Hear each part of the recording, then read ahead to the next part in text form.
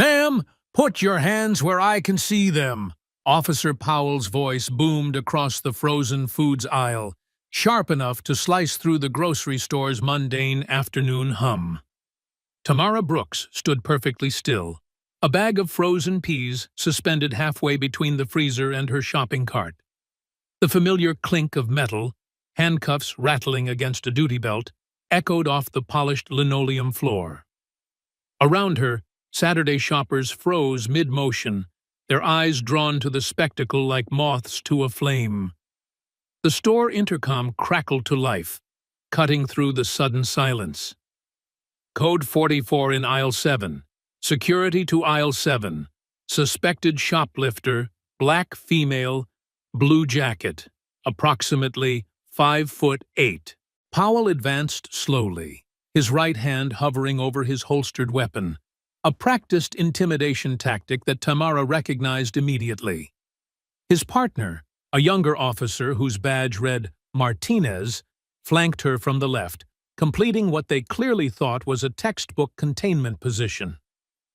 "I said hands up," Powell barked, his voice carrying that particular edge of authority mixed with anticipation. "You deaf or just stupid?" Nancy Whitmore, the store manager, emerged from behind an end-cap display of potato chips, her cell phone pressed to her ear like a lifeline. "I told you, officers," she said loud enough for the gathering crowd to hear. She was acting suspicious. Kept checking her pockets, looking around nervously. Tamara's voice remained remarkably steady as she slowly raised her hands, the frozen peas dropping into her cart with a soft thud. "Officer, there's been a misunderstanding. I have my receipt right." "Don't move!" Powell cut her off, taking another step forward. "You people always have excuses, don't you?" The receipt was in her left hand, crumpled slightly from her grip. But Powell's fingers were already dancing across his taser's yellow grip, and his eyes held something darker than simple suspicion. 45 minutes earlier, Tamara Brooks had pulled into the Save Mart parking lot at exactly 2:47 p.m. Her day-off routine as precise as everything else in her life. The shopping list, folded into a perfect square, rested in her jacket pocket, each item written in the neat block letters she'd developed over years of filling out paperwork that demanded clarity. She grabbed a cart from the corral, automatically checking its wheels for wobbles before heading inside. The automatic doors whooshed open, releasing a blast of air conditioning that carried the mingled scents of industrial floor cleaner and the bakery department's afternoon batch of French bread. Tamara moved through the produce section first, selecting apples with methodical care. No bruises, uniform size, exactly 6. She arranged them in a plastic bag, tied it with a single efficient knot, and placed it in the cart's upper basket. The bananas went next to them, positioned so they wouldn't get crushed. Every movement was deliberate, economical, a habit formed from years of organizing evidence in precise configurations. A security guard, belly straining against his Save Mart uniform shirt, appeared at the end of the aisle. He pretended to check the orange display while his eyes tracked Tamara's movements. She noticed, of course. 15 years of observing human behavior had taught her to catch even the subtlest surveillance, but she continued shopping, refusing to let his presence alter her routine.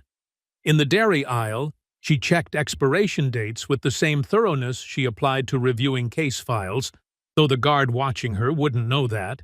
She selected yogurt cups, arranging them in her cart by flavor, a small smile crossing her face at her own compulsive need for order. Her phone buzzed. She pulled it from her pocket, glancing at the screen. A text from Morrison. She didn't need to note that this was Lieutenant Sarah Morrison from Internal Affairs, just Morrison in her mental filing system. Meeting postponed to 4 p.m. New evidence in the Hutchinson case needs review first. Tamara typed back a quick acknowledgement, then returned the phone to her pocket. The security guard had moved closer, now hovering near the cheese display, still maintaining his charade of working while obviously monitoring her every move. The microaggressions started accumulating like evidence in a case file. In the cereal aisle, Nancy Whitmore happened to appear, smartphone in hand, having an unnecessarily loud conversation about inventory shrinkage and certain types of customers. When Tamara reached for a box of granola on a high shelf, Whitmore stepped closer, as if expecting her to conceal something in her jacket. "Can I help you find anything?" Whitmore asked, her smile as thin as paper and twice as transparent. "No, thank you," Tamara replied, maintaining eye contact just long enough to be polite, but not confrontational. "I know exactly what I'm looking for." Whitmore's smile flickered. "Well, I'll be around if you need anything. We like to provide very attentive service." As Whitmore walked away, she spoke into her phone again, not bothering to lower her voice. "Yes, keep watching her. Blue jacket, about 5'8". She's in aisle 4 now." Tamara continued shopping, her movements deliberately transparent. She kept her hands visible at all times, never reaching into her pockets except to check her phone or her list. It was a dance she'd performed before in stores across the city, the exhausting choreography of shopping while black, where every gesture had to be above suspicion. In the health and beauty section, things escalated. 2 teenage employees suddenly needed to reorganize the shelves right where Tamara was browsing. They whispered to each other, stealing glances, their cell phones mysteriously appearing to capture her image. When she picked up a bottle of shampoo to read the ingredients, both teens stepped closer, as if she might sprint for the exit at any moment. The security guard had been joined by another, this one younger, trying to look casual while obviously receiving instructions through his earpiece. They positioned themselves at strategic points, blocking potential exits without making it obvious to other shoppers. Tamara recognized the pattern, the same one she'd documented in countless reports, though these observers didn't know she wrote those kinds of reports. Store security creating a perimeter, escalating their presence based on nothing more than skin color and preconceived notions. She'd seen it from the outside, investigating complaints. Now she was living it from the inside, feeling that familiar burn of humiliation mixed with anger that she had to carefully suppress. Her phone buzzed again, this time a call she had to take. "Hello?" she answered, turning away from the watching employees. "Just checking in," a familiar voice said. Someone from her professional life, though the security guards wouldn't know that. "The files you requested are ready." "I'll pick them up after 4, Tamara responded. "I have errands to finish first." "No problem. Oh, and that situation we discussed? It's escalating. Might need your expertise sooner than expected." "Understood," she said, ending the call and returning the phone to her pocket. The teenage employees exchanged meaningful looks, as if the phone call confirmed some suspicion. One of them hurried away, presumably to report to Whitmore. Tamara made her way to the frozen food section, adding items to her increasingly full cart. She maintained her methodical approach, heavy items on the bottom, delicate ones on top, frozen goods last to minimize thawing time. The kind of systematic organization that came naturally after years of maintaining chain of custody procedures.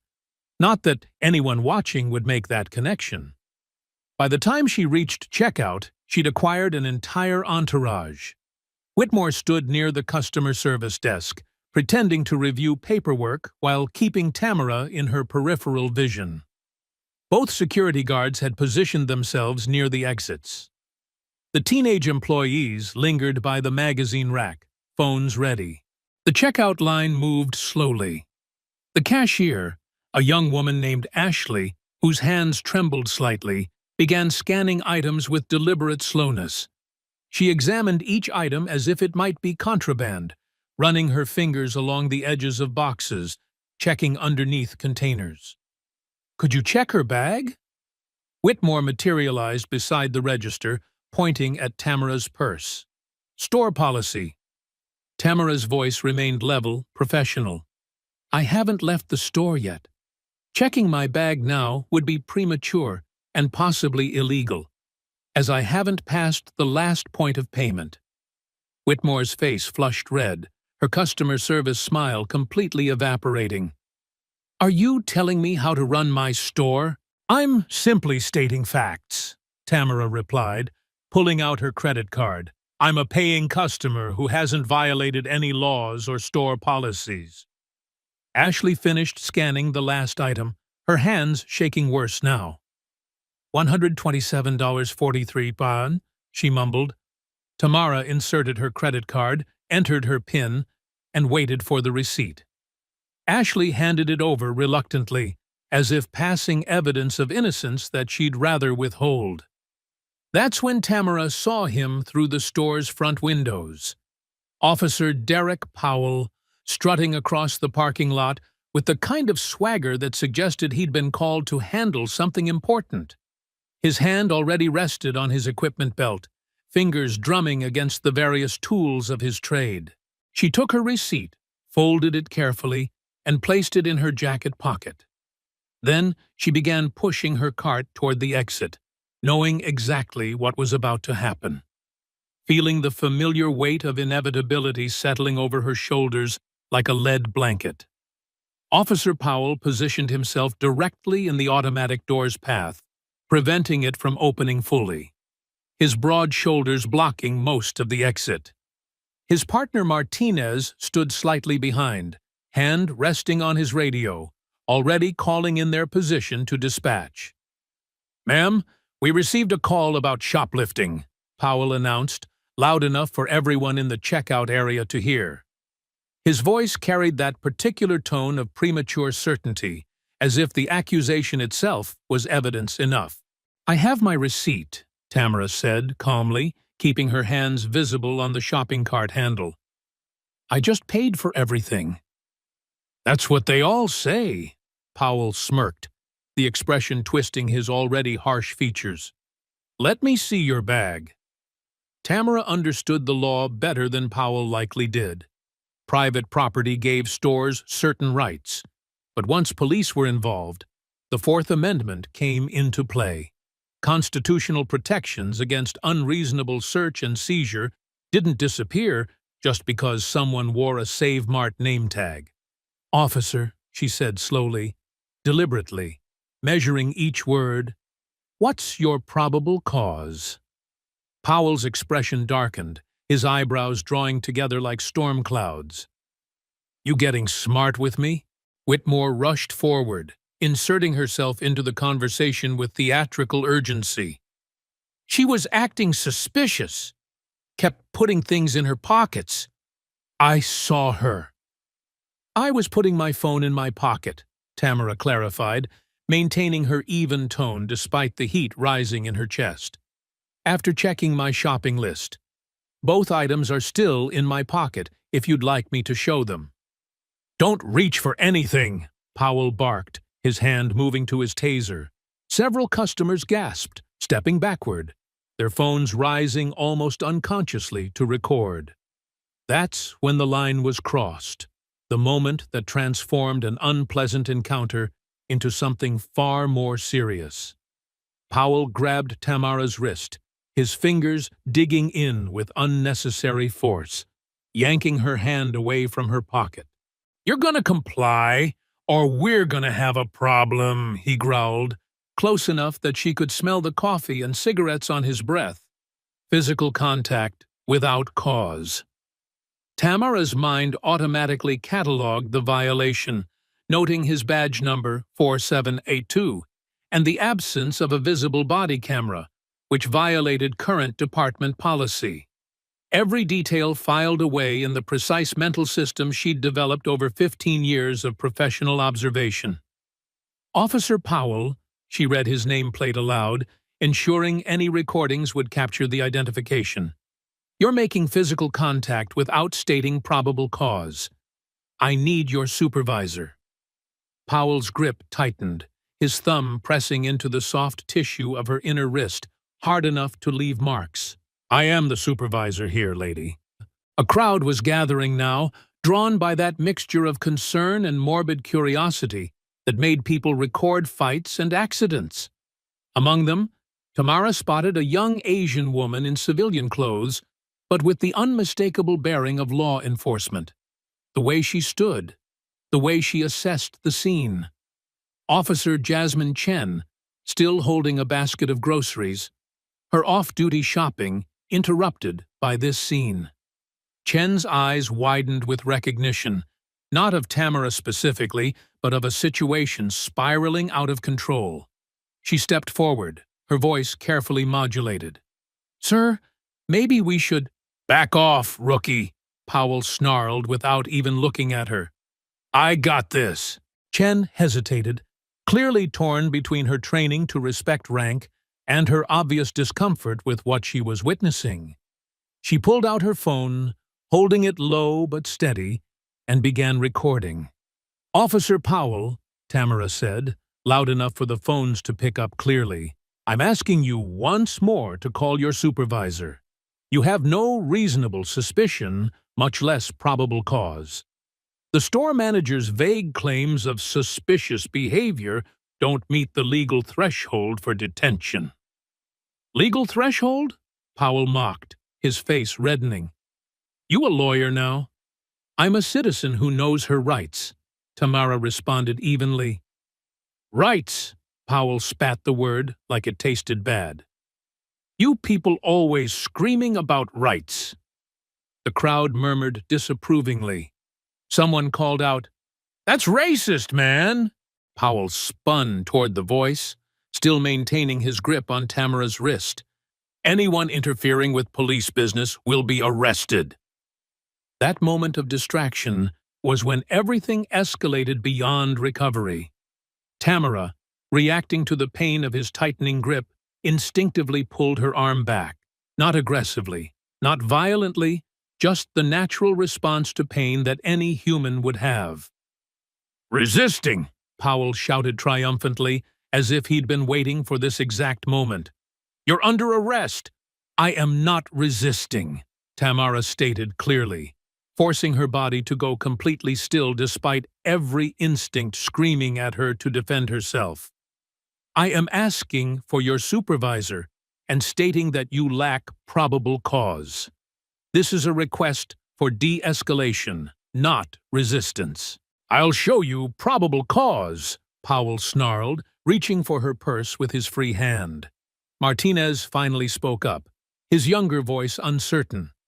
"Powell, maybe we should wait for—" "Shut up and cover the exits," Powell barked at his partner, who reluctantly moved to comply. Powell yanked Tamara's purse from her shoulder with enough force to snap the strap. The leather bag, which she'd saved 3 months to buy, which held so many carefully organized pieces of her daily life, hit the ground hard. He kicked it over, then dumped its contents across the store's polished floor. Lipstick rolled under the candy display. Her wallet splayed open, credit cards scattering. Tissues, hand sanitizer, a phone charger, breath mints. The mundane contents of any woman's purse spreading across the linoleum like evidence of a crime that hadn't been committed. Papers fluttered, receipts, a grocery list, what looked like official documents but were too far away for anyone to read clearly. Powell kicked through them dismissively, his boot leaving a dirty print on white paper. "Look at all this crap," he announced to his audience, as if the normal contents of a purse were somehow incriminating. "Probably all stolen."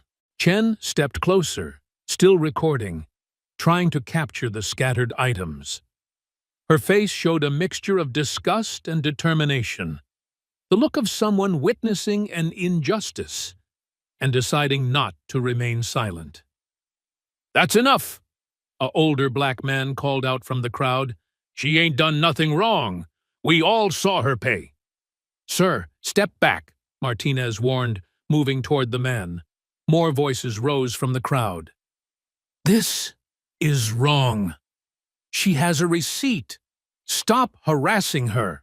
Powell, feeling his control of the situation slipping, grabbed something from the scattered purse contents, something metallic that caught the fluorescent lights. He glanced at it briefly, not really looking, and tossed it aside dismissively. Probably stolen too, he muttered, the metal object clattering across the floor and sliding under a checkout lane. He turned back to Tamara, pulling out his handcuffs with theatrical flourish. "Turn around! Hands behind your back!" "Officer Powell," Tamara said, her voice steady despite the humiliation burning through her veins, "you are arresting me without cause. Store security cameras will show I paid for everything. Multiple witnesses are recording this interaction. You have no evidence of any crime." "The evidence," Powell said with a nasty smile, "is that you resisted arrest. That's all I need." Chen had moved closer, close enough that Tamara could hear her whisper urgently into her phone. "This is Officer Chen, badge 3847, witnessing potential civil rights violation at Save Mart on Riverside. Requesting immediate supervisor response." Powell heard it too. He spun toward Chen, his face contorted with rage. "You calling this in?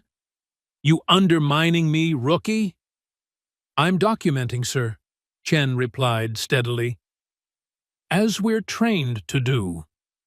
The metallic object Powell had tossed aside caught the light again as someone's foot accidentally kicked it. It spun across the floor, a flash of gold and silver, official-looking but still unclear, coming to rest partially under the edge of a display stand where no one could quite see what it was. Whitmore, meanwhile, had retreated to her customer service desk, frantically making phone calls while trying to maintain an expression of righteous vindication. The crowd had grown larger, their phones forming a digital wall of witnesses that Powell couldn't intimidate away. And at the center of it all, Tamara stood with the practiced stillness of someone who had learned long ago that sometimes the most powerful action is refusing to react, even when every instinct screams for justice. Powell yanked Tamara's arms behind her back, the handcuffs clicking with a sound that echoed through the suddenly quiet store. The metal was cold against her wrists, tightened just past comfortable, not enough to claim abuse, but enough to remind her with every movement that she was now under his control. "Everyone step back," Powell commanded the growing crowd, his voice carrying the authority of someone who expected immediate compliance. "This is police business." But the crowd didn't disperse. If anything, they pressed closer, their phones held high, creating a forest of glowing screens all focused on the scene unfolding before them. Nancy Whitmore emerged from behind her customer service desk, her moment of triumph finally at hand. She moved through the crowd with the practiced ease of someone who'd spent years asserting her social dominance in this small retail kingdom, her Save Mart manager badge gleaming like a sheriff's star in an old western. "See?"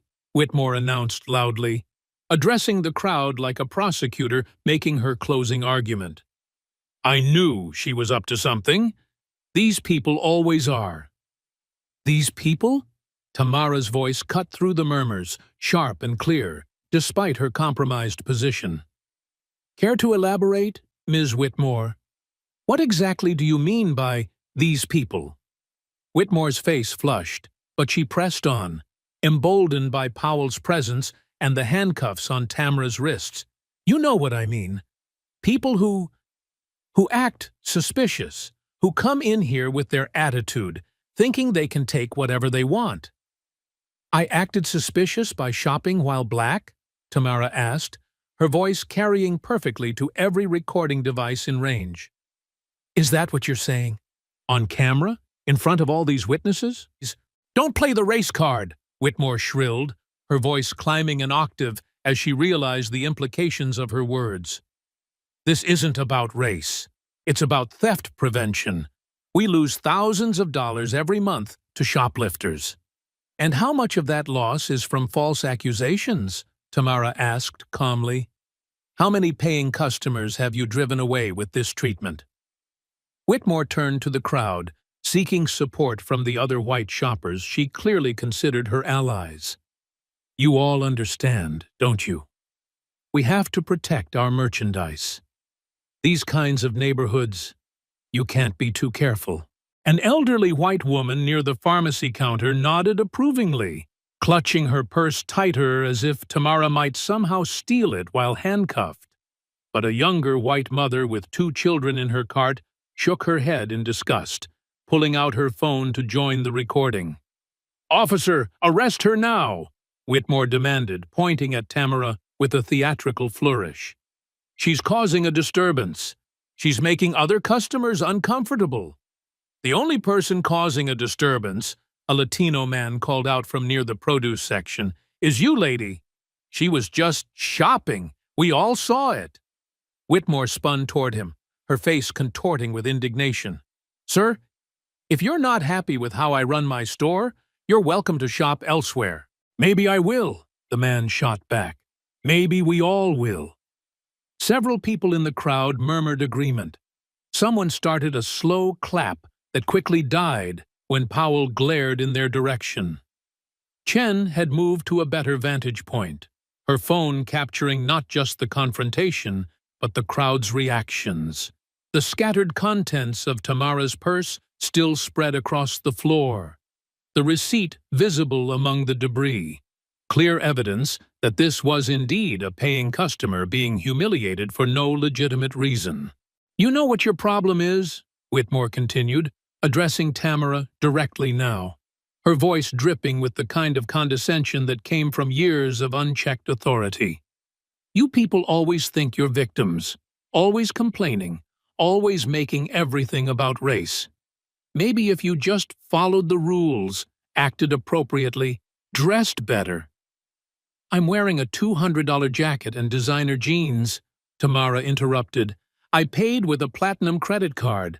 I have a receipt for $127.43 worth of groceries. What exactly about my appearance or behavior warranted this treatment?" Whitmore struggled for a response, her mouth opening and closing like a fish out of water. Finally, she settled on, "It's not about what you're wearing. It's about attitude. The way you looked at me when I offered to help, like you were better than me." "I politely declined your assistance," Tamara stated factually. "That's not attitude. That's a customer exercising their right to shop independently." "See?" Whitmore turned to Powell triumphantly. "That attitude right there. She thinks she's so smart, so educated. Probably one of those affirmative action types who thinks the world owes her something." The crowd's reaction was immediate and visceral. Several people gasped. Others shouted in protest. Even some of the white shoppers, who'd initially seemed sympathetic to Whitmore, took steps backward, distancing themselves from her increasingly racist rhetoric.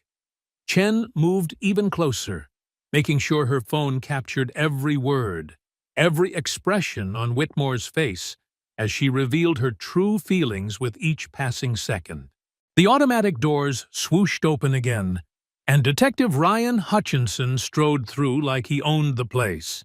His wrinkled suit suggested he'd been pulled from something more important, or, more likely, from his usual afternoon spent hiding in his car avoiding actual police work. A coffee stain decorated his tie, still fresh enough to be damp, and his shield hung crooked from his belt. "What we got here, Powell?" Hutchinson asked, his voice carrying the kind of casual disinterest that suggested this was just another routine call, another black person to process through the system. "Shoplifter," Powell responded quickly, "resisting arrest, being difficult, probably educated." He said the last word like it was an insult. Hutchinson finally looked at Tamara properly, his eyes doing a dismissive sweep from her head to her feet. "Ma'am, just cooperate. Make this easier on yourself. We can all go home. You can sort this out downtown. Detective. Tamara read his shield number aloud. Badge 2319. Are you Officer Powell's supervisor? Hutchinson laughed, the sound harsh and mocking. Lady, I outrank everybody here. 20 years on the force. I've seen every scam, every excuse, every con you people try to pull. Then you should know proper procedure, Tamara said evenly. Where's the evidence of shoplifting? Where's the inventory check? Where's the witness statement beyond Ms. Whitmore's vague allegations? Hutchinson's eyes narrowed slightly, the first sign that this wasn't going exactly as he'd expected. The store manager's word is evidence. Her testimony is sufficient for probable cause. Actually, it's not, Tamara corrected. Witness testimony requires corroboration when it's the sole basis for arrest. Terry v. Ohio established that reasonable suspicion must be based on specific and articulable facts. Vague claims of suspicious behavior don't meet that threshold. The crowd murmured appreciatively. Someone whispered, "She knows her stuff." Hutchinson's face reddened slightly. You a lawyer or something? Or something, Tamara replied quietly, letting him make his own assumptions. Well, counselor, Hutchinson said with exaggerated sarcasm, let me educate you on how real police work operates. We have a complaint from a business owner about theft. That's sufficient for investigation. Investigation, yes, Tamara agreed. Arrest? No. Investigation would involve checking the receipt, reviewing security footage, interviewing witnesses. What Officer Powell did was skip directly to arrest based on nothing more than Ms. Whitmore's prejudices. Prejudices? Hutchinson scoffed. Lady, not everything is about race. I didn't mention race, Tamara pointed out. You just did. Interesting assumption on your part. Chen had moved even closer, her phone catching the exchange in perfect clarity. She whispered something to another customer who nodded and pulled out their own phone, creating a second angle of documentation. Look, Hutchinson said, trying a different approach. I'm trying to help you here. You're already in cuffs. Resisting arrest is a serious charge. But if you cooperate now, admit to the shoplifting, we can make this all go away with just a fine. Admit to a crime I didn't commit? Tamara's voice sharpened. That would be filing a false police report, which is actually a crime. Nobody's asking you to lie, Hutchinson said, his tone suggesting exactly the opposite. Just acknowledge that there might have been a misunderstanding about what belonged to you and what belonged to the store. Everything in my cart belonged to the store until I paid for it, Tamara stated. Then it became my property. The receipt proves that transaction. This is basic property law. A young man in a Save Mart uniform, probably a college student working part-time, spoke up nervously. She did pay. I saw her. Ashley rang her up like 10 minutes ago. Hutchinson spun toward him. Did I ask you? No, sir, but... Then shut up unless you want to be arrested for interfering with an investigation. The young man stepped back but kept his phone up, still recording. Detective Hutchinson, Tamara said, drawing his attention back, threatening witnesses is a violation of Section 136.1 of the Penal Code. Intimidating witnesses to prevent testimony is a felony. Hutchinson's jaw clenched. How about obstruction of justice? That's what you're doing right now with all this legal talk. Knowing one's rights isn't obstruction, Tamara countered. It's citizenship. Unless you're suggesting that black citizens shouldn't know the law. I didn't say anything about black citizens, Hutchinson protested. No, you just said you people twice, and we all know what that means, Tamara said. It's all being recorded, detective. Every word. Every implication, every violation of procedure. Hutchinson pulled Powell aside, whispering furiously, but his voice carried enough for nearby phones to pick up fragments. Too smart. Probably some activist. Making us look bad. Chen seized the moment to speak louder into her phone. Requesting immediate supervisor response. Detective Hutchinson, badge 2319, is escalating rather than de-escalating. Potential civil rights violations in progress. Hutchinson heard her and turned, his face contorting with rage. Officer Chen, you're interfering with an active investigation. I'm documenting, sir, Chen responded steadily, as required by department policy when witnessing potential misconduct. Whose side are you on? Hutchinson demanded. The side of proper procedure, sir, Chen replied, never lowering her phone. Escalation Level 3. Authority. Intimidation. Sergeant Victor Mendez, saboteur. A black and white supervisor's vehicle pulled up outside, its arrival announced by the sharp chirp of a siren. Just once, just enough to assert dominance over the scene. Sergeant Victor Mendez emerged from the driver's side, his uniform pristine and pressed, every patch and pin positioned with military precision. He moved through the automatic doors with the confidence of someone who'd navigated dozens of these situations and always came out with his officers protected. Powell, report, Mendez commanded, his voice cutting through the crowd's murmurs like a blade through silk. Suspected shoplifter, Sarge, Powell responded quickly, straightening his posture like a soldier reporting to his commanding officer. Being uncooperative, possibly mentally unstable, definitely combative. Mentally unstable? Tamara's voice cut through their exchange, clear and sharp. For knowing my rights? For requesting proper procedure? That's your assessment of mental instability? Mendez turned to her slowly, his eyes cold and calculating, taking in her handcuffed position, the scattered contents of her purse, the crowd of witnesses with their phones raised. His expression suggested he'd already decided how this would end, and it wouldn't be in her favor. Ma'am, he said, his tone dripping with false concern, I understand you're upset. Sometimes these situations can be overwhelming. Why don't you calm down, and we can sort this out at the station? I am calm, Tamara replied evenly. I'm also illegally detained. Your officer arrested me without probable cause, and you're now participating in that violation by not immediately correcting it. Mendez's jaw tightened almost imperceptibly. He turned to the crowd, raising his voice to address them all. Everyone back up. This is police business. Anyone interfering will be subject to arrest. But the crowd didn't move. If anything, they pressed slightly closer, their phones steady, their recording unwavering. The solidarity was unexpected and powerful. Strangers united by their witness to injustice. A young black man near the pharmacy called out boldly, She ain't do nothing. We saw everything. She paid for her stuff. Mendez spun toward him, his hand moving to his belt, not to his weapon, but to his radio, a subtle threat. Sir, are you interfering with police work?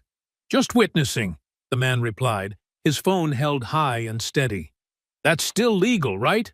For now, Mendez said ominously, then turned back to Powell. Get her out of here, now. We'll sort this out at the station. Powell grabbed Tamara's elbow, preparing to march her toward the exit. She let herself be moved, but kept her voice clear and strong for the recordings.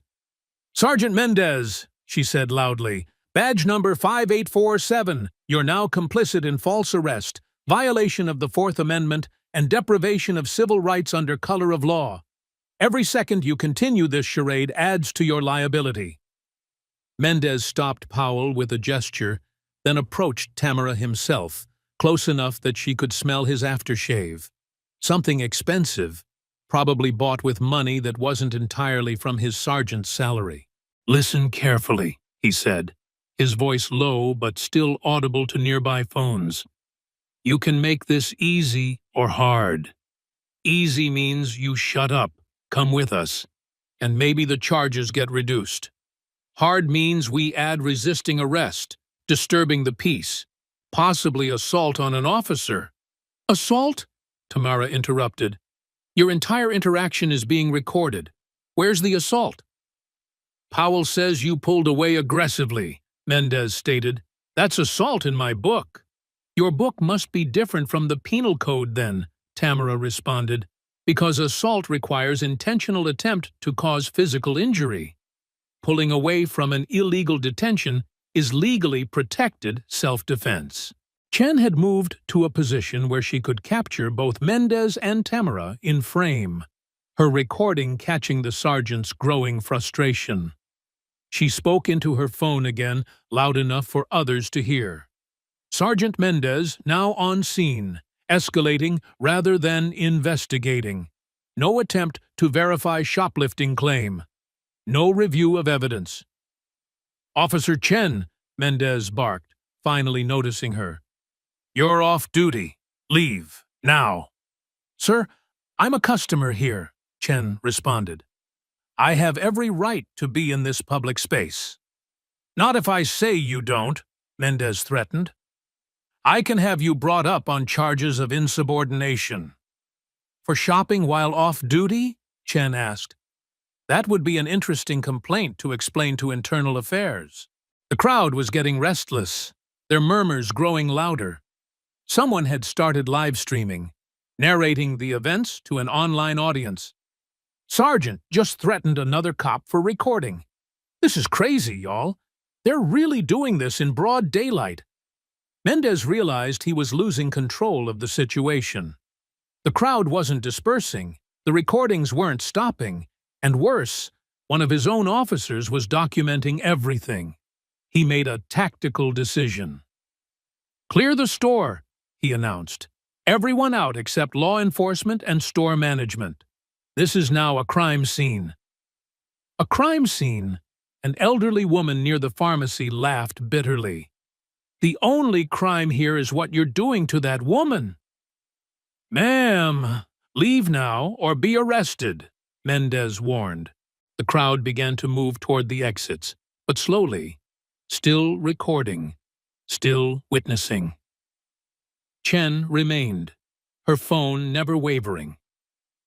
That includes you, Chen, Mendez said pointedly. Actually, sir, Chen responded, as a sworn officer, I have an obligation to report misconduct regardless of duty status. Department Policy 3.120, Section 4. Mendez's face darkened to a dangerous shade of red, but before he could respond, Tamara spoke again. Time is now 3:23 p.m., she announced clearly. Approximately 30 witnesses present. At least 12 recording devices visible.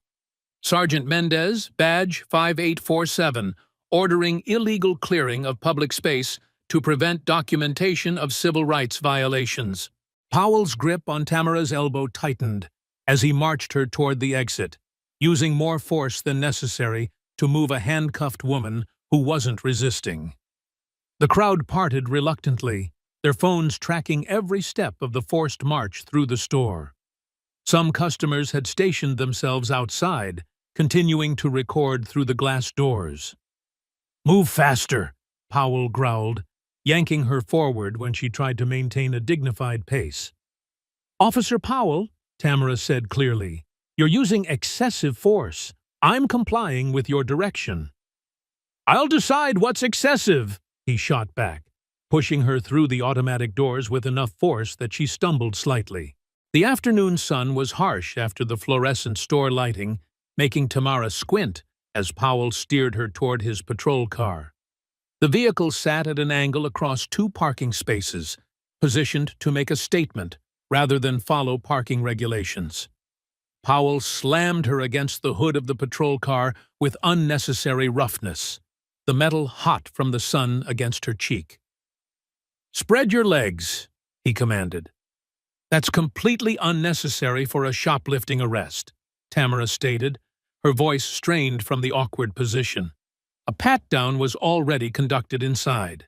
Powell's response was to kick her feet apart roughly, his boot connecting with her ankle hard enough to send pain shooting up her leg. Her left knee, an old injury from what she referred to only as work, buckled slightly from the impact. "Resisting again," Powell announced loudly for the benefit of the recording phones, even though Tamara had remained completely still, except for the involuntary movement caused by his kick. "I'm injured," Tamara gritted out through clenched teeth. "Left knee. Previous injury. Please be aware that continued force against that joint could cause permanent damage." "Should have thought of that before stealing," Powell sneered, beginning his pat-down with deliberately rough movements, his hands pressing harder than necessary, lingering longer than professional conduct required. The crowd outside had grown, people from the parking lot joining those expelled from the store. Chen had positioned herself at the front, her phone capturing every violation of procedure, every unnecessary use of force. "That's enough," a man in construction gear called out. "You're hurting her for no reason." "Stay back or you'll be next," Martinez warned, moving to create a barrier between Powell and the crowd. Powell's hands continued their degrading search, squeezing Tamara's pockets hard enough to bruise, running along her sides with excessive pressure. It wasn't a search. It was a punishment, a display of power designed to humiliate. "Upper thigh pocket," Powell announced, reaching for an inside pocket of her jacket. His hand pushed in roughly, yanking out its contents. Her carefully folded shopping list. A pen, some loose change that scattered across the asphalt. Something metallic fell out with the other items, hitting the ground with a distinctive clink. Powell glanced at it briefly, gold-colored, official-looking, but partially obscured by shadow, and kicked it aside dismissively. "Probably stolen, too," he muttered, continuing his aggressive search. Mendez watched from nearby, arms crossed, allowing his officer to continue the assault under the guise of procedure. "Find anything interesting, Powell?" "Just the usual crap these people carry," Powell responded, pulling out Tamara's phone and examining it. "Expensive phone for someone who needs to shoplift." "I didn't shoplift," Tamara said firmly, despite the pain in her knee and the humiliation of the public search. "As the receipt in your evidence pile clearly shows," Powell spun her around roughly, slamming her back against the car. "Still talking back? Maybe you need to learn some respect." He pressed his forearm across her shoulders, pinning her against the hot metal. The pressure was intense, making it hard to breathe fully. Tamara recognized the technique, just shy of a chokehold, technically within guidelines, but designed to cause maximum discomfort. "Can't breathe properly," she gasped out, loud enough for the phones to pick up. "You're talking, so you're breathing," Powell said, but he eased the pressure slightly, not from compassion, but from awareness of the cameras. Chen stepped closer, speaking into her phone. "Officer Powell using pain compliance techniques without justification. Subject is handcuffed and compliant. This constitutes excessive force under Graham v. Connor standards." "Shut up, Chen," Mendez barked. "One more word and you're suspended." But Chen continued recording, her face set with determination. Powell grabbed Tamara's shoulders and turned her toward the patrol car's door. "Time to go for a ride," he said, his hand on her head to guide her into the back seat. That's when he applied pressure, not the gentle guidance trained at the academy, but a deliberate push downward, grinding her head against the door frame. The metal edge caught her temple, sending a sharp spike of pain through her skull. "Oops," Powell said with false concern. "These doors are tricky. Got to watch your head." Blood trickled from a small cut on Tamara's temple, visible to the cameras, irrefutable evidence of his brutality. The crowd's anger was palpable now, their voices rising in protest. "That's assault!" someone shouted. "We all saw it! That's fucking assault!" Powell turned toward the crowd with a savage grin. Anyone else want to file a complaint? I've got room in the back for more. But before he could shove Tamara fully into the car, a new voice cut through the chaos. Young, nervous, but determined. Stop! I have evidence you need to see. Right now! Officer Jasmine Chen pushed through the crowd, her phone held high above her head, the screen still recording despite spiderweb cracks from where Powell had knocked it earlier. Her Save Mart uniform from her off-duty shopping was wrinkled now, sweat beading on her forehead from the tension and the afternoon heat. I have video, Chen announced, her voice carrying across the parking lot. The whole thing, from the beginning. Mendez stepped forward aggressively, his hand extended. That's evidence. Hand it over immediately. I already uploaded it, Chen said, taking a step back but keeping her phone visible. Sent copies to multiple secure servers, cloud storage, email accounts, everywhere. You can't delete what doesn't exist only on this device. To who? Detective Hutchinson demanded, finally emerging from the store where he'd been conferring with Whitmore. Who exactly did you send it to? People who need to see it, Chen replied cryptically, then added louder for the crowd's benefit. People who care about justice. People who can't be bought or intimidated. Powell's grip on Tamara hadn't loosened, but she could feel his hand trembling slightly against her arm. The dynamic had shifted palpably, and everyone in the parking lot could feel it. Meanwhile, the metallic object that had fallen from Tamara's purse remained on the asphalt, partially hidden under the patrol car's shadow, forgotten in the chaos, but somehow seeming important in its abandonment.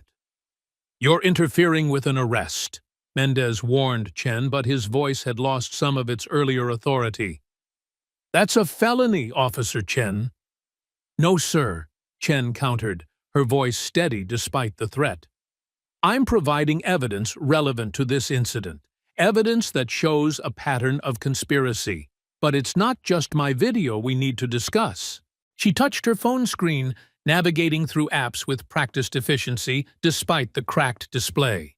Suddenly, a crackling audio file began to play through her phone's speaker, not from her own recording, but something else entirely. The sound was slightly distorted, but clearly from a police radio transmission, the static and squelch breaks unmistakable. The recording played, Unit 4782, be advised.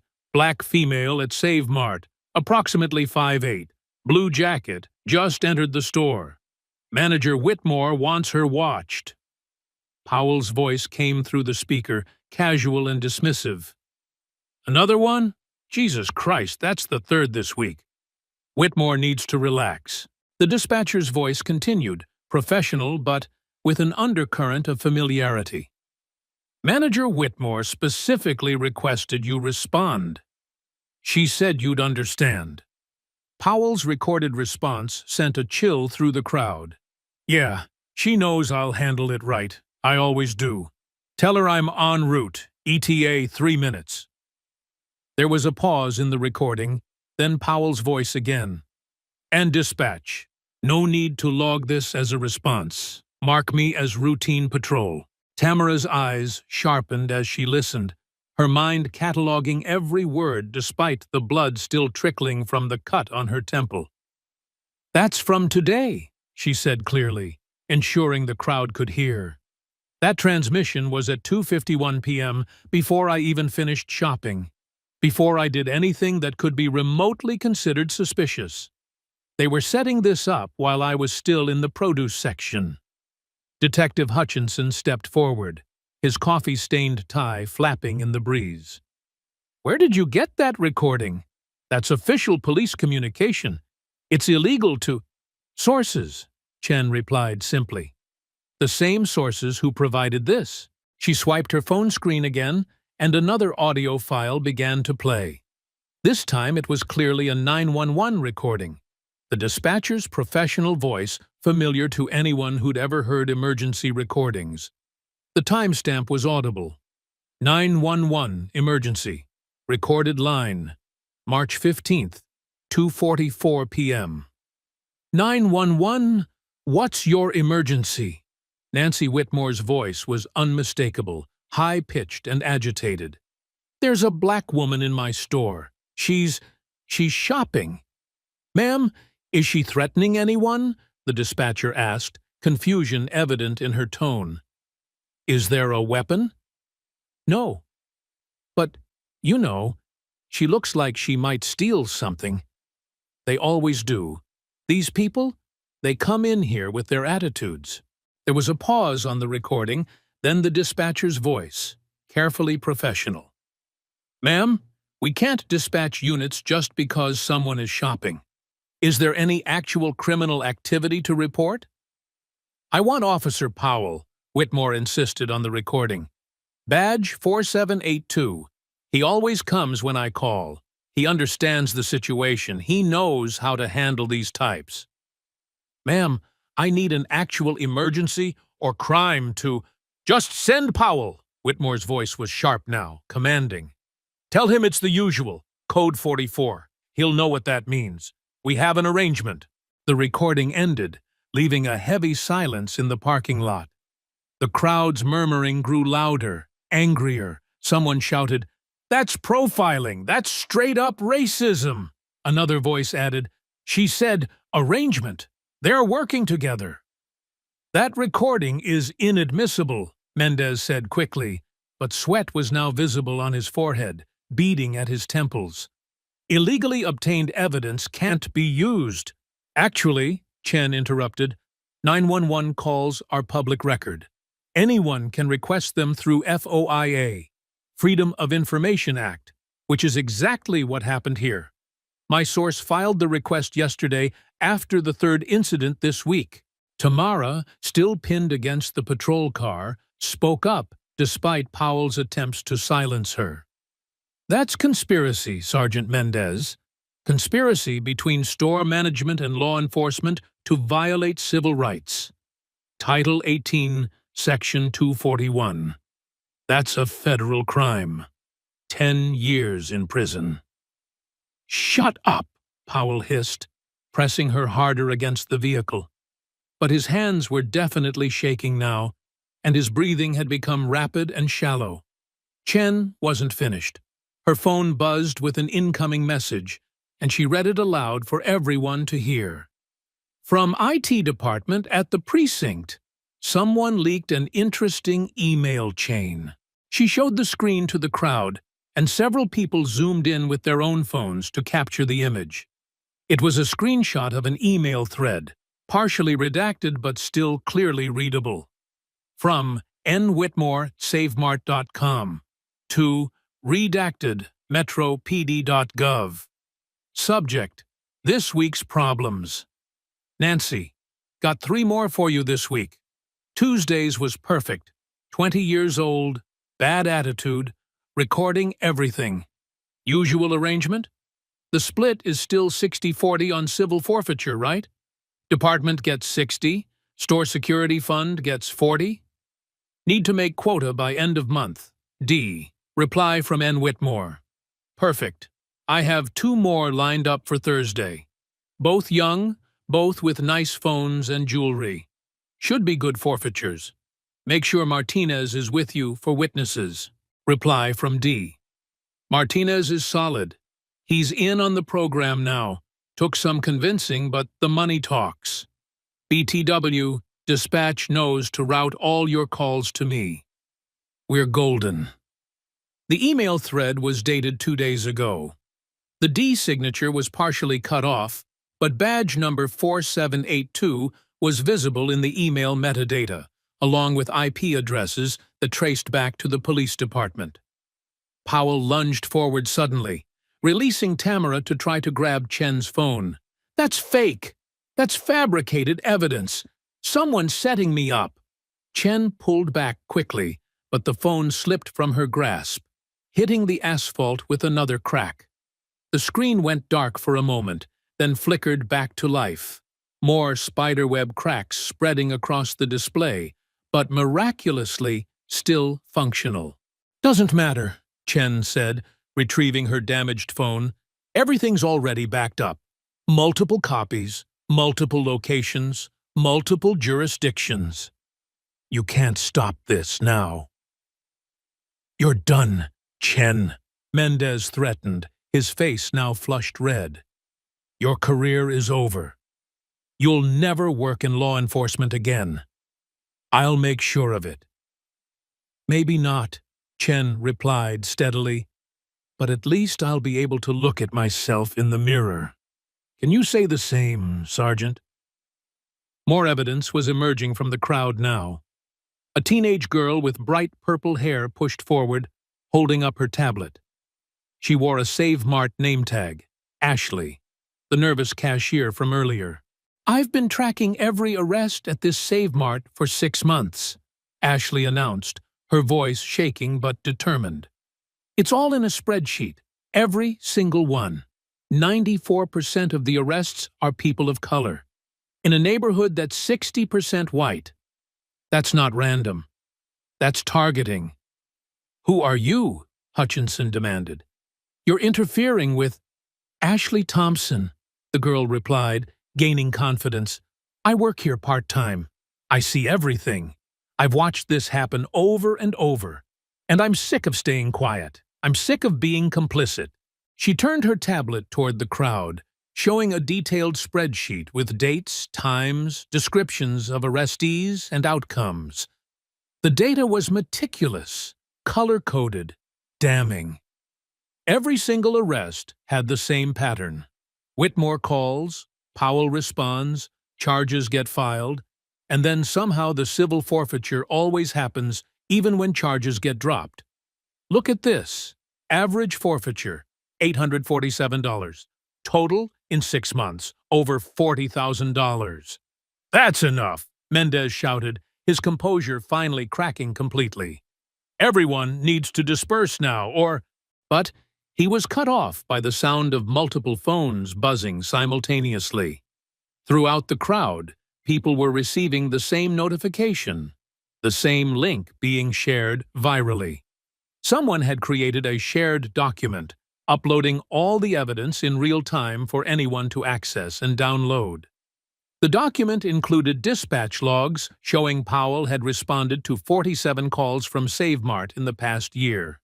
Far more than statistical probability would suggest for random patrol patterns. Each call had resulted in an arrest. Each arrest had involved a person of color. Each case had resulted in some form of financial penalty, even when criminal charges were ultimately dropped. And then came the most damning evidence. Chen pulled up another file. This one, a video from inside the store's security office, dated 1 week ago. The timestamp showed 3:00 p.m. In the grainy footage, Whitmore and Powell stood together, counting cash. 3,000 from last week's forfeitures.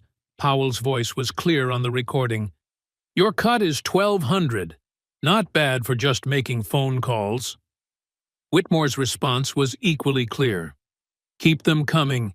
Corporate loves the reduction in shrinkage, even though it's fake. They don't care as long as the numbers look good. The crowd erupted. The evidence was overwhelming, undeniable, and now permanently part of the public record. The blood from Tamara's temple had dried in the sun, creating a stark visual reminder of the violence that accompanied this systemic corruption, while the truth finally came flooding into the light. The crowd's anger had reached a boiling point, their phones held high like torches of truth in the harsh afternoon sun. Powell stood frozen, his hand still extended toward where Chen's phone had been, his face cycling through emotions, rage, fear, disbelief, and back to rage. The evidence Chen had revealed hung in the air like smoke from a fired gun, impossible to deny, impossible to take back. Tamara straightened against the patrol car, the blood on her temple now a dark rust color in the sunlight. Despite her hands still cuffed behind her back, despite the throbbing in her knee where Powell had kicked her, she carried herself with a dignity that made several people in the crowd step closer, drawn by something indefinable in her bearing. "Officer Powell," she said, her voice cutting through the crowd's angry murmurs with surgical precision. "Before this goes any further, there's something you should know." "Shut up!" Powell spun toward her, his face contorted. "You're under arrest. You don't get to talk." "Actually, I do," Tamara replied calmly, "and you're going to want to hear this. Sergeant Mendez, Detective Hutchinson, you'll want to hear this too." Something in her tone made them pause. Even the crowd seemed to sense the shift, their angry voices dropping to whispers, then to silence. The parking lot fell quiet, except for the distant sound of approaching sirens and the hum of phone cameras still recording. "My name," Tamara said slowly, each word deliberate and clear, "is Captain Tamara Brooks." Powell laughed, the sound harsh and desperate.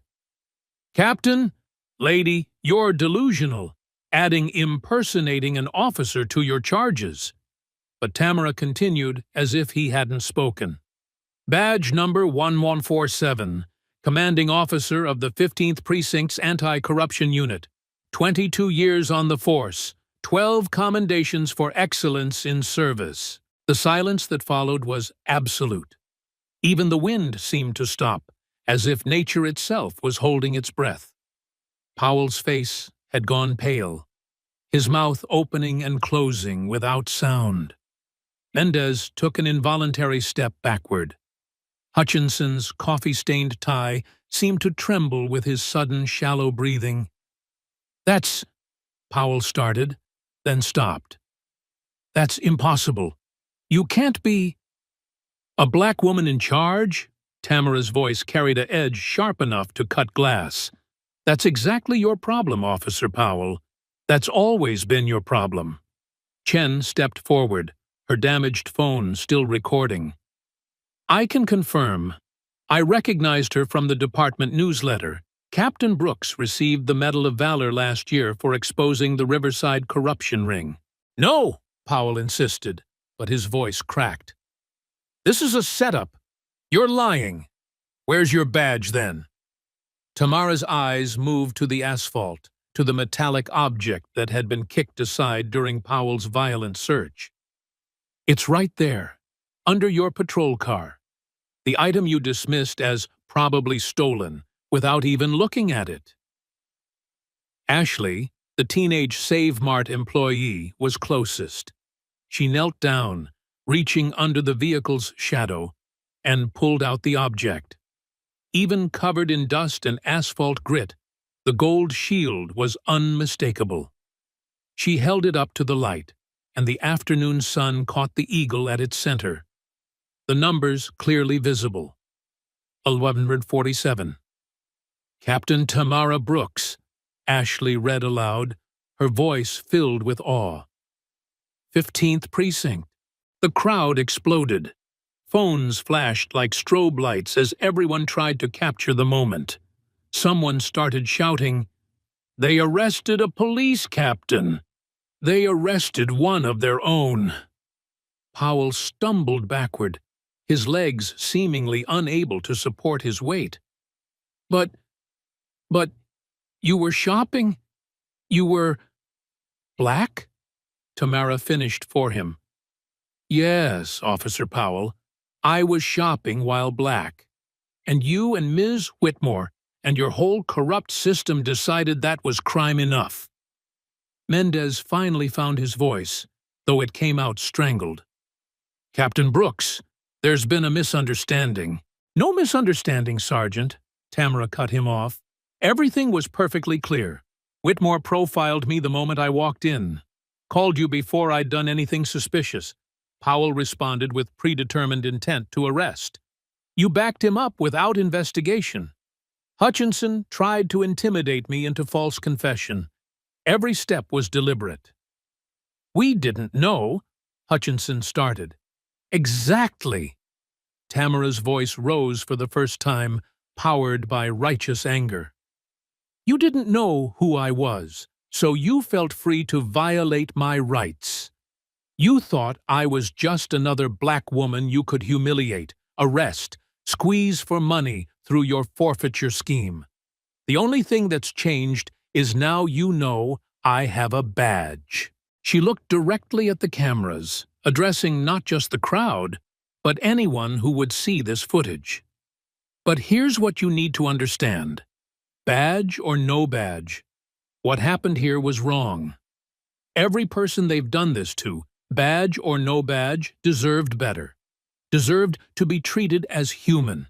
Deserved their constitutional rights."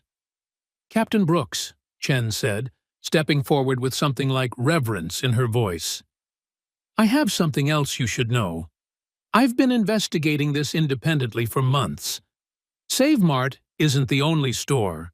Powell isn't the only officer." She pulled up another document on her cracked phone, showing it to Tamara and the crowd.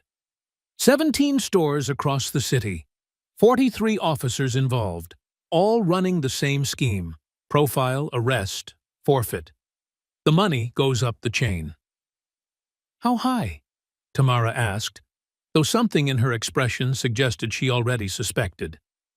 "Deputy Chief Richardson's signature is on the forfeiture approval forms," Chen said quietly. "Every single one." The approaching sirens were louder now, multiple units converging on the Save Mart parking lot. But these weren't patrol cars. Tamara recognized the distinctive sound of internal affairs vehicles, their slightly different siren pattern familiar from years of experience. "You called IA?" Mendez accused Chen, his face flushing purple.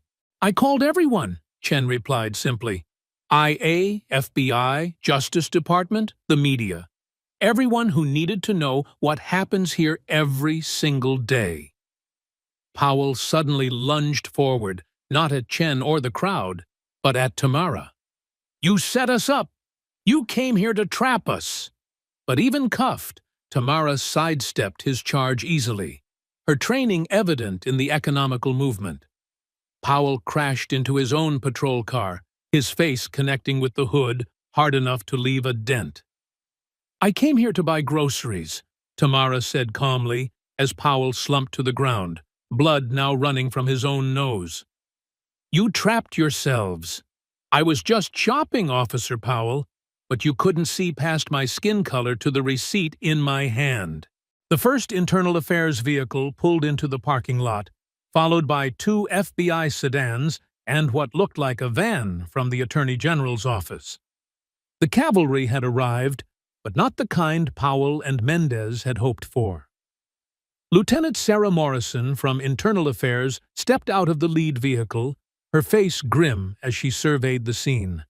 Powell on the ground with a bloody nose, Tamara still in cuffs with blood on her temple, Mendez and Hutchinson looking like they wanted to disappear, and dozens of cameras recording everything. "Sergeant Mendez," Morrison said, her voice carrying the weight of institutional authority, "remove Captain Brooks' handcuffs immediately." "Ma'am, she was arrested for—" Mendez started. "I don't care if she was arrested for murder," Morrison snapped.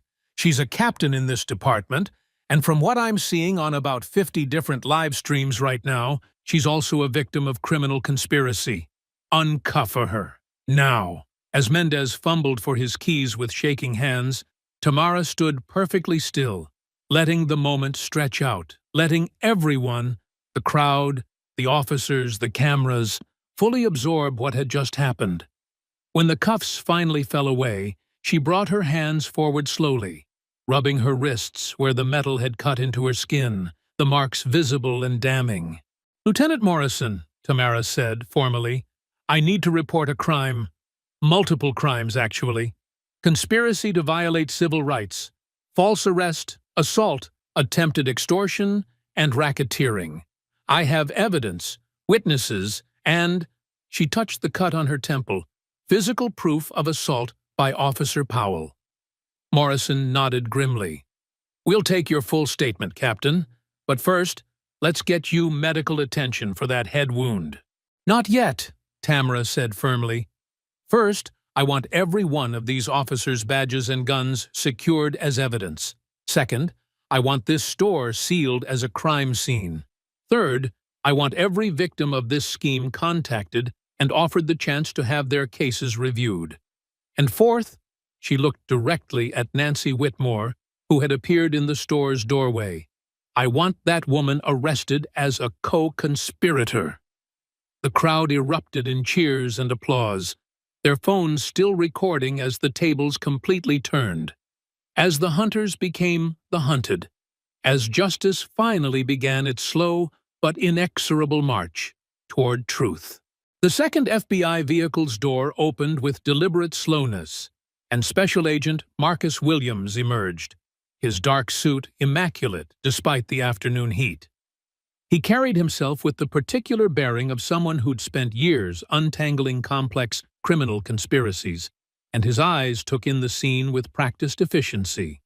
The blood on Tamara's temple, Powell's own bloodied face, the crowd of witnesses, and the sea of recording phones. "Captain Brooks," Williams said, approaching her with genuine respect. "I'm Special Agent Williams, FBI Civil Rights Division. We've been monitoring Save Mart and similar establishments for 6 months as part of Operation Clean Sweep." 6 months? Tamara's eyebrows rose slightly. "Then, you know." "We know everything," Williams confirmed, pulling out a tablet from his briefcase. "Or rather, we thought we did until today. Your situation has given us the final pieces we needed." He turned to address Powell, Mendez, and Hutchinson, who stood frozen like deer in headlights. "Gentlemen, you're now part of a federal investigation. I strongly advise you to remain silent until you've secured legal counsel." "This is a misunderstanding," Mendez tried again, his voice desperate. "Captain Brooks was what?" Williams cut him off. "Shopping? Existing while black? Or was she supposedly shoplifting with a receipt in her hand and a platinum credit card in her wallet?" Williams turned his tablet toward the crowd, connecting it to a portable speaker so everyone could hear. "Let me share some interesting data we've compiled. Evidence, Package 1. The Save Mart files." The screen displayed a complex spreadsheet as Williams narrated, "In the past 2 years, Save Mart on Riverside has had 317 arrests for shoplifting.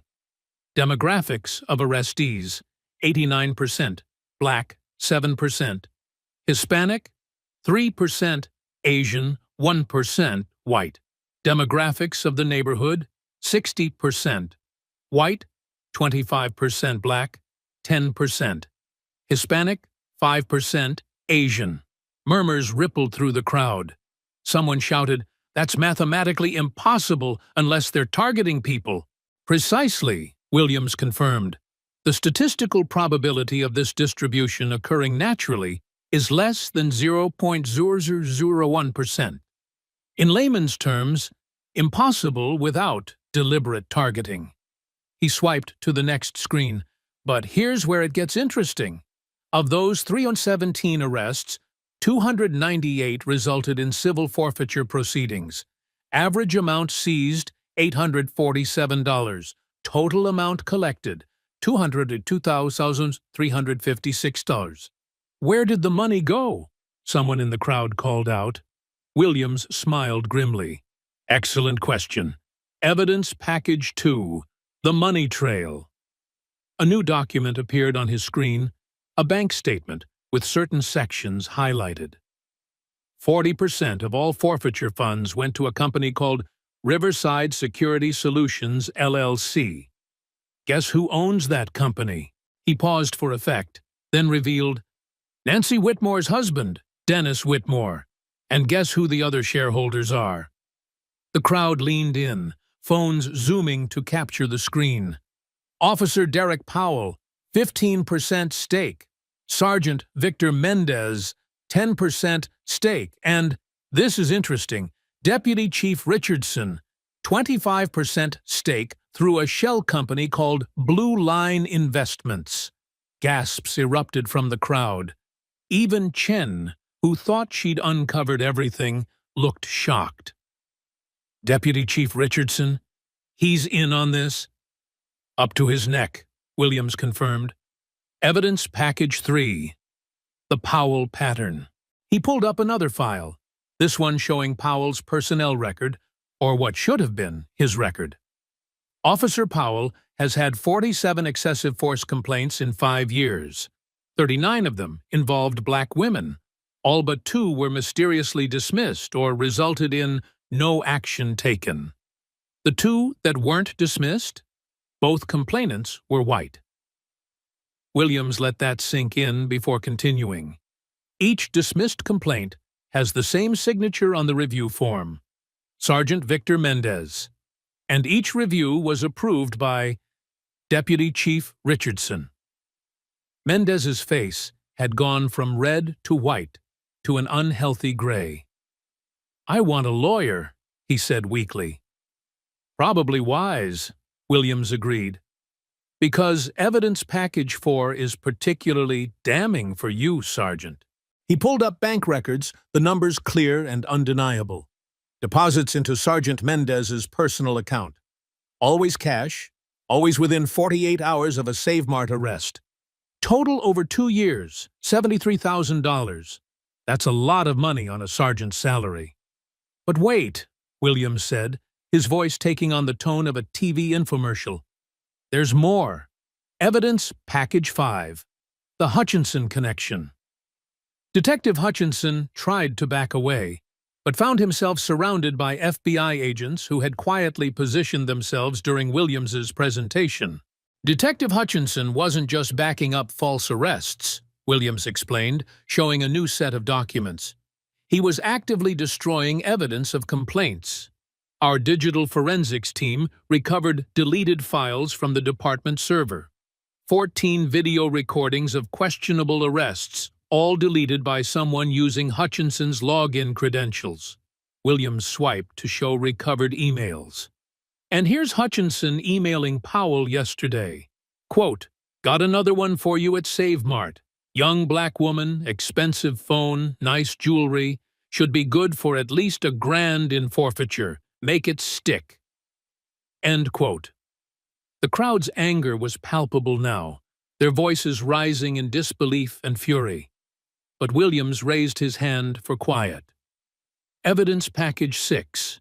The Whitmore Conspiracy. Nancy Whitmore had tried to retreat into the store, but an FBI agent blocked her path. She stood frozen in the doorway as Williams revealed her role. Ms. Whitmore didn't just call police on black shoppers. She had a quota system. He showed an internal Save Mart memo, clearly marked confidential. Corporate was told that inventory shrinkage had decreased by 70% under her management. In reality, she was using false arrests to inflate her performance metrics. Every arrest counted as prevented theft in her reports. The document showed Whitmore's bonuses, nearly $50,000 over 2 years, all based on the false improvement in shrinkage numbers. But here's the truly sick part, Williams continued. She kept a list, a literal list of types to target. He showed a photo of a notebook, handwritten entries visible. Young black males with expensive shoes. Black women with designer bags. Mixed couples. Anyone recording with phones. Ashley, the teenage employee, suddenly spoke up. "I've seen that notebook.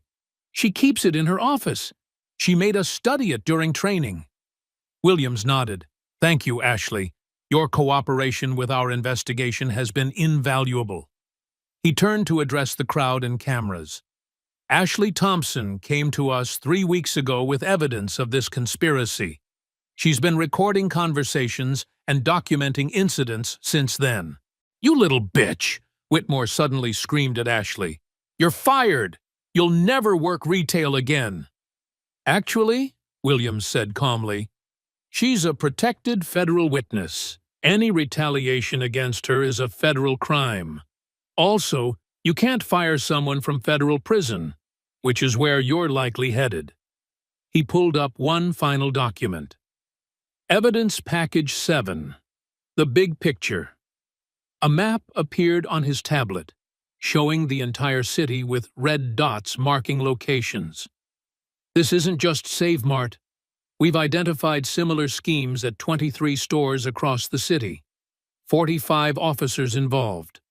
3 prosecutors who ensured convictions. Estimated total stolen from innocent citizens through false arrests and civil forfeiture. $7 million. The crowd had gone quiet, the magnitude of the conspiracy stunning them into silence. Every person falsely arrested. Every family forced to pay fines they couldn't afford. Every job lost due to false charges. It all traces back to a network of corrupt officials and complicit businesses, Williams continued. Captain Brooks's arrest today wasn't just another incident. It was the thread that, when pulled, unraveled the entire tapestry of corruption. Chen stepped forward, adding her own evidence. I have the dispatch recordings. Every call from Whitmore to Powell was logged, but coded to hide the pattern.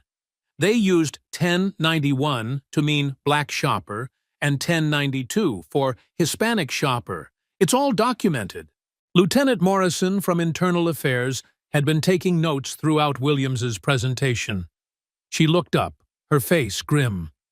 Powell, Mendez, Hutchinson, you're all suspended immediately pending criminal prosecution. Hand over your badges and weapons to Agent Williams. You can't do this, Powell protested weakly, but his voice had lost all authority. Actually, we can, Morrison replied, and we are. This corruption ends today. 3 hours later, the city council chambers had been transformed from their usual sleepy municipal setting into a packed arena of justice, delayed but finally arriving. Every seat was filled, with people standing along the walls and spilling into the hallway. News crews from 3 major networks had set up cameras at the back, their red recording lights creating a constellation of accountability that no one could escape. Captain Tamara Brooks sat at the witness table, her temple now properly bandaged by EMTs, her uniform pristine despite the afternoon's ordeal. To her left sat FBI Agent Williams with boxes of evidence. To her right, Officer Chen held her damaged phone, still recording, still documenting, the cracked screen a testament to the violence that had tried to silence truth. At the elevated council platform, Mayor Patricia Henderson gavelled the emergency session to order, her face grave. The 5 council members flanked her, their expressions ranging from shocked to calculating as they realized the political implications of what was about to unfold. In the front row of the public section, Powell, Mendez, and Hutchinson sat in custody, their hands cuffed, their careers destroyed, flanked by federal marshals. Nancy Whitmore sat with her attorney, her earlier arrogance replaced by the pale shock of someone watching their life crumble in real time. This emergency session has been called, Mayor Henderson began, her voice carrying clearly through the chamber's sound system, to address the events that occurred this afternoon at Save Mart and the broader conspiracy they've revealed. She looked directly at Tamara. Captain Brooks, would you please tell us, in your own words, what happened today? Tamara leaned forward to the microphone, her voice steady and clear. At 2:47 p.m., I entered Save Mart to shop for groceries on my day off. By 3:35 p.m., I had been profiled, harassed, physically assaulted, and falsely arrested. Not for any crime, but for the color of my skin. She paused, letting the words sink in before continuing. But this isn't just about me. This is about a systematic criminal enterprise that has destroyed hundreds of lives, stolen millions of dollars, and perverted the very concept of justice in our city. Councilman Robert Price, an elderly white man known for his law and order stance, interrupted. Captain Brooks, these are serious allegations. Surely there must have been some misunderstanding. The only misunderstanding, Tamara replied firmly, was these officers thinking they could continue their crimes indefinitely. Would you like to see the evidence, Councilman Price? Or would you prefer to hear from the victims? Without waiting for his response, she turned to the packed gallery. How many of you have been falsely arrested at Save Mart or similar stores? The response was immediate and heartbreaking. Dozens of hands rose throughout the chamber, young and old, mostly black and Hispanic, some Asian, even a few white faces, all united by the shared trauma of being targeted by those sworn to protect them. Each of these people, Tamara continued, has a story. Each was accused without evidence, arrested without cause, and forced to pay fines and fees they couldn't afford. Some lost jobs, some lost homes. All lost their faith in the system that was supposed to protect them. Agent Williams stood, connecting his tablet to the chamber's display system. If I may, Mayor Henderson, the FBI would like to present our findings. The mayor nodded, and Williams began his presentation. The council chamber's large screens lit up with damning evidence, spreadsheets of arrests, bank records showing illicit payments, emails discussing quotas and targeting strategies. The crowd watched in stunned silence as the full scope of the conspiracy was laid bare. This network, Williams explained, extracted $4.7 million from innocent citizens over 3 years. That's $4.7 million stolen from families who were just trying to shop for groceries, buy clothes for their children, or pick up medicine for elderly parents. A woman in the gallery stood up, her voice shaking with emotion. "They arrested my son last month," she called out. 17 years old, buying school supplies. They said he stole a calculator he'd already paid for. We had to pay $500 we didn't have, just to keep him out of jail. That was our rent money. Another voice joined hers. My grandmother, 73 years old, arrested for suspicious behavior while buying her heart medication. My brother's still in jail because we couldn't afford the fines. The stories poured out, a flood of pain and injustice that filled the chamber with its weight. Several council members had the decency to look ashamed. Others seemed to be calculating political damage. Mayor Henderson raised her hand for quiet. Ms. Whitmore, do you have anything to say in your defense? Whitmore stood shakily, her attorney trying to pull her back down. I was just trying to protect my store. These people... She caught herself, but too late. I mean, shoplifting is a real problem. I had to do something. So you created a problem where none existed? Tamara asked pointedly. You invented thieves to justify your prejudice and profit from it? Officer Powell told me it was legal, Whitmore protested. He said civil forfeiture was legitimate. He said, Shut up, Powell shouted from his seat, earning a sharp rebuke from the marshal beside him. But Whitmore continued, panic making her reckless. He came to me with the whole plan. Said we could make money and clean up the neighborhood at the same time. Mendez was in on it. Hutchinson, too. Even Deputy Chief Richardson. Ms. Whitmore, stop talking, her attorney said desperately. But the damage was done. Councilwoman Maria Rodriguez, the council's only Latina member, leaned into her microphone. I motion for immediate action. The City Council should formally request federal oversight of our police department, immediate review of all arrests connected to this scheme, and reparations for victims. Seconded, said Councilman James Wu quickly. Price objected. We can't just... We can and we will, Mayor Henderson cut him off. The evidence is overwhelming. The damage to our community is undeniable, and the need for justice is urgent. She turned to the gallery. To everyone who has been victimized by this conspiracy, the city of Riverside formally apologizes. We failed you.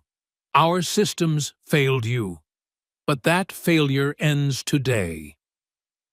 Chief of Police Raymond Parker, who had been sitting silently in the back, finally stood. His dress uniform was immaculate, but his face showed the strain of watching his department's reputation destroyed in a single afternoon. "Effective immediately," he announced, his voice heavy. "Officers Powell, Mendez, and Detective Hutchinson are terminated from the Riverside Police Department. Criminal charges will be filed. Internal Affairs will review every case they've touched." He looked directly at Tamara. "Captain Brooks, I'm appointing you to lead a new task force on retail profiling and civil forfeiture abuse. Full authority, full resources, full support." Tamara stood slowly. "With respect, Chief Parker, that's not enough." The chamber fell silent.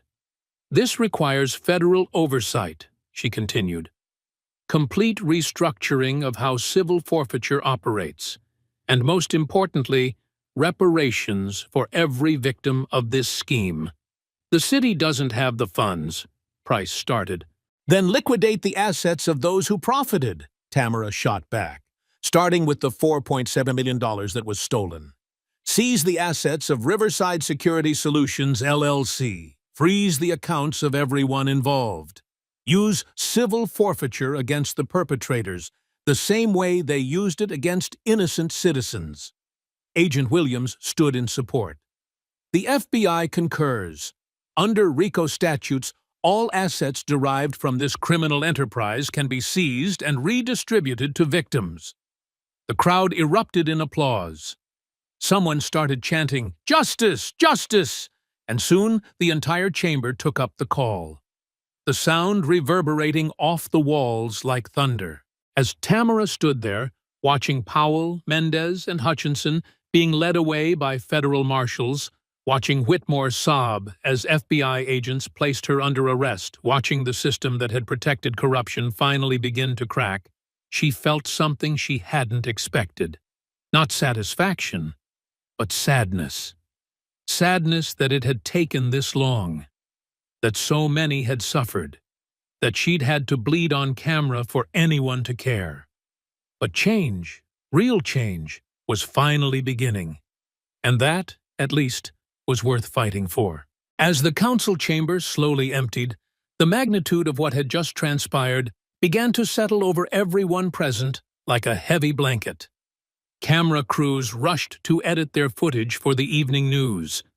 Reporters cornered witnesses for statements. Social media exploded with hashtags, "A Justice for Brooks," #SaveMart. Scandal. Retail profiling. Tamara remained at the witness table for a moment, watching the chaos of accountability finally arriving. Chen approached her, the younger officer's eyes filled with respect, and something else. Hope. Perhaps. That the system could actually change. "Captain Brooks," Chen said quietly, "what you did today, it matters. Not just the arrest, but standing up afterward.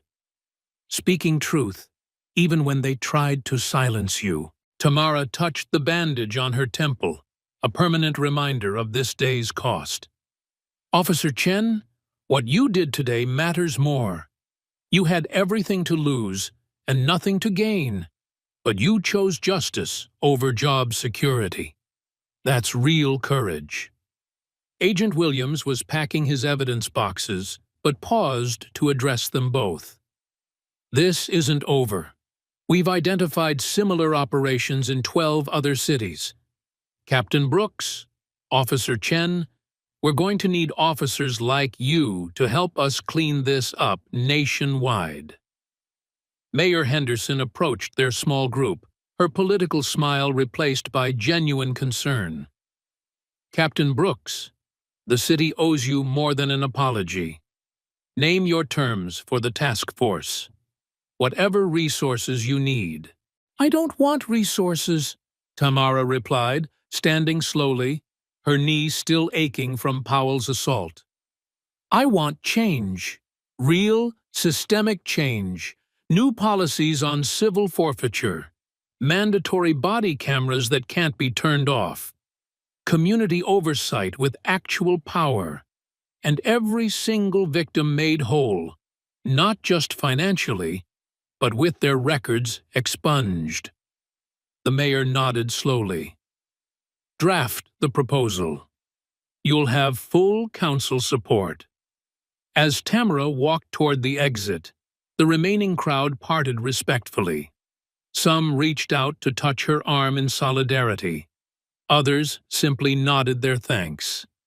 Near the door, a young black mother with two small children stopped her. "My babies saw you on the news," the woman said, tears in her eyes. "They saw you stand up to those officers, saw you refuse to break.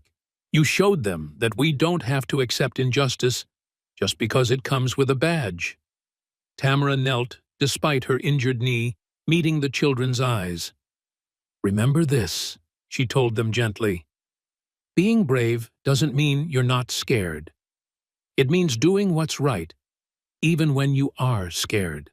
As she finally stepped outside into the evening air, the sun was setting over Riverside, painting the sky in shades of orange and purple. The Save Mart sign was visible in the distance, but it no longer seemed like a symbol of oppression.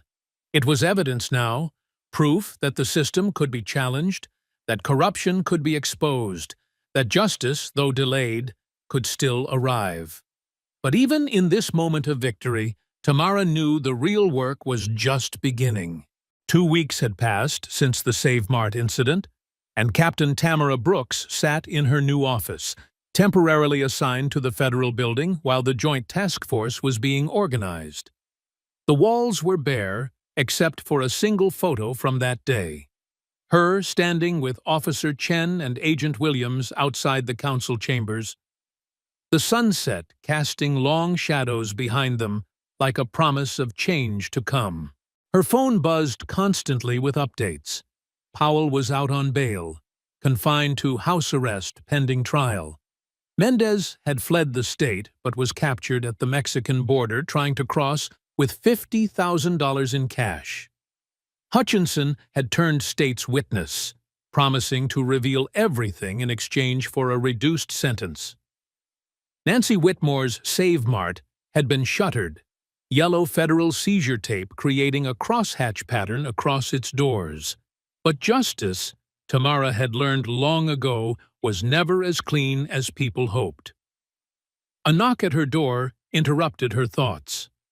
Officer Chen entered, carrying a manila folder thick with documents. The younger officer had been temporarily reassigned to the task force, her actions during the incident earning her both commendation and death threats in equal measure. "Captain, we have a problem," Chen said, closing the door behind her. "Or maybe an opportunity. I'm not sure which." She placed the folder on Tamara's desk, opening it to reveal partially redacted documents.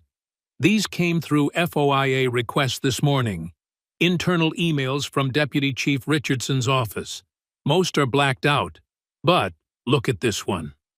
Tamara leaned forward, reading the visible text between heavy black redaction marks. From Richardson, M. Redacted. To Redacted, state.gov. Subject, Operation Marketplace Expansion. Marcus. Phase 1 is complete. Riverside was the test. The Brooks incident is contained. She thinks she won. Let her have her task force. While she's focused on small-time players like Powell, we move to Phase 2. Chicago, Detroit, Houston, Atlanta. The infrastructure is already in place. Redacted section. Remember, the goal was never the money from forfeitures. That's just to keep the street-level players motivated. The real value is in the redacted. Every arrest, every booking, every fingerprint, it all feeds into redacted. Redacted section. P.S. Make sure the committee knows that Brooks is now contained in a federal role. She won't be a problem for the expansion. Tamara read it twice, her mind racing. Phase 2? This was just Phase 1. Chen nodded grimly. There's more. Remember the Save Mart security footage? The 10 minutes that were supposedly corrupted? Powell claimed it was a technical glitch. It wasn't, Chen said, pulling out her damaged phone, now held together with tape but still functional. I had a tech friend recover some of the metadata. Someone with administrator access deleted that footage deliberately. The timestamp shows it was deleted while we were still in the parking lot, while you were still in cuffs. Someone was watching in real time, Tamara concluded. Someone high enough to have that kind of access. The user ID that deleted it traces back to the State Attorney General's office, Chen said quietly. This goes way higher than Deputy Chief Richardson. Tamara stood, pacing to the window. Below, the city continued its daily routine, unaware that the corruption they'd exposed was just the tip of a much larger iceberg. They let us catch Powell and the others. Sacrificial lambs to protect something bigger. Captain, Chen said hesitantly, there's one more thing. I've been getting calls. Anonymous. Someone keeps leaving voicemails saying you need to check your mail from March 12th. March 12th? Tamara frowned. That was 3 days before the Save Mart incident. She moved to her desk, pulling out a box of unopened mail she'd been meaning to sort through. Flipping through the envelopes, she found one postmarked March 12th.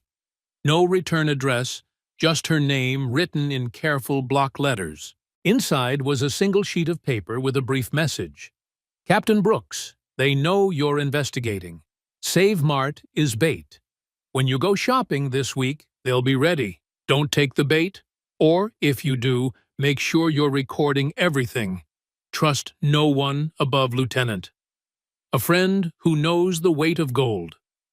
Tamara's blood ran cold. Someone warned me. Someone knew this was going to happen. The weight of gold? Chen asked, reading over her shoulder. Tamara's hand went to her badge. Gold, with the weight of authority and responsibility. Someone with a gold badge. Someone high up. Her phone rang, interrupting their speculation. The caller ID showed Chief Parker. Tamara, the chief's voice was carefully neutral. Excellent work on the Save Mart prosecutions. The Attorney General's office is very pleased with how you've handled everything. Thank you, sir, Tamara replied, her eyes still on the anonymous letter. In fact, they're so pleased that they want to expand your role. Effective immediately, you're being promoted to Deputy Chief of the new Federal Task Force on Retail Crimes. Congratulations. The word contained from Richardson's email echoed in her mind. Sir, I appreciate the offer, but it's not an offer, Captain. It's an order. The paperwork is already filed. You'll be working exclusively on prosecuting the street-level operators we've identified. Powell, Mendez, the others. Make examples of them. What about the larger investigation, the connections to... That's being handled at a higher level, Parker interrupted. Your job is to clean up Riverside. Nothing more. Understood? The line went dead before she could respond. Chen looked at her with concern. Captain, this promotion is a leash, Tamara finished. They're boxing me in, limiting my investigation to the small players while the real conspiracy continues.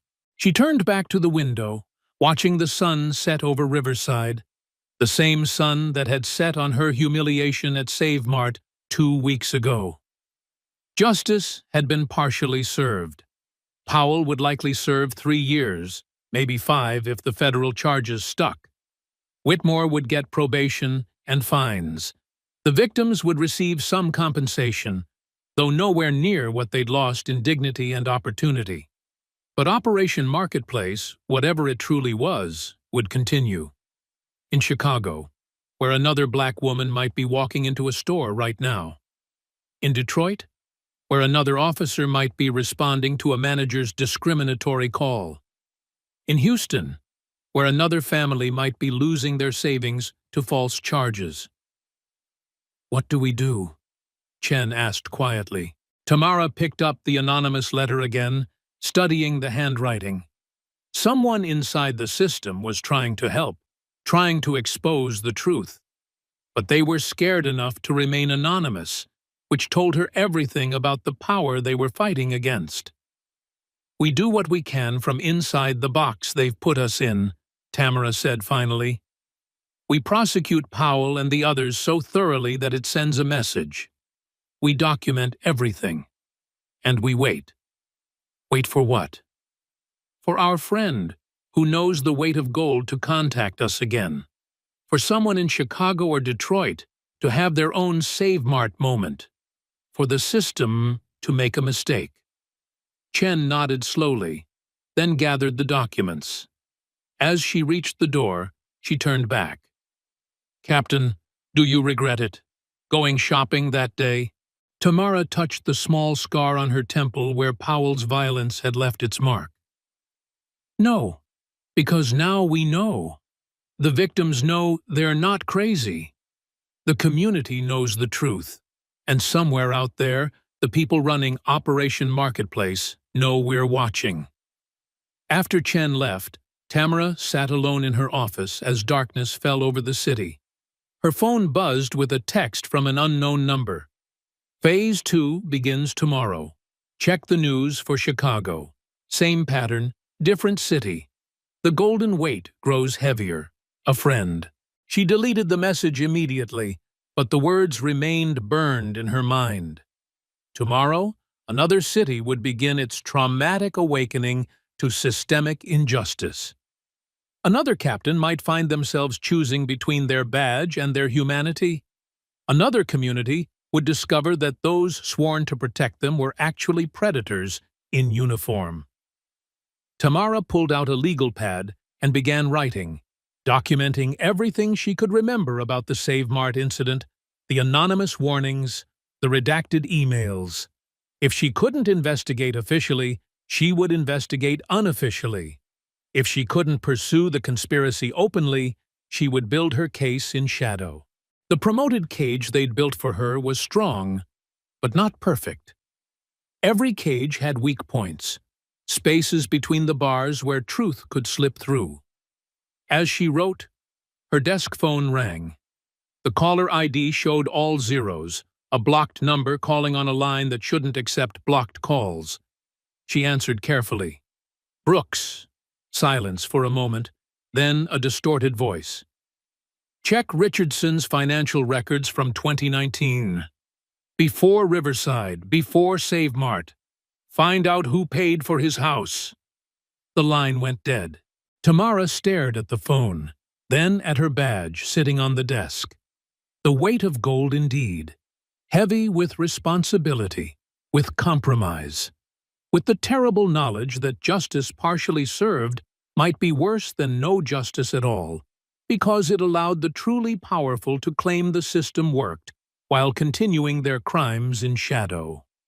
Outside her window, Riverside slept, believing itself safer after the Save Mart revelations. It wasn't.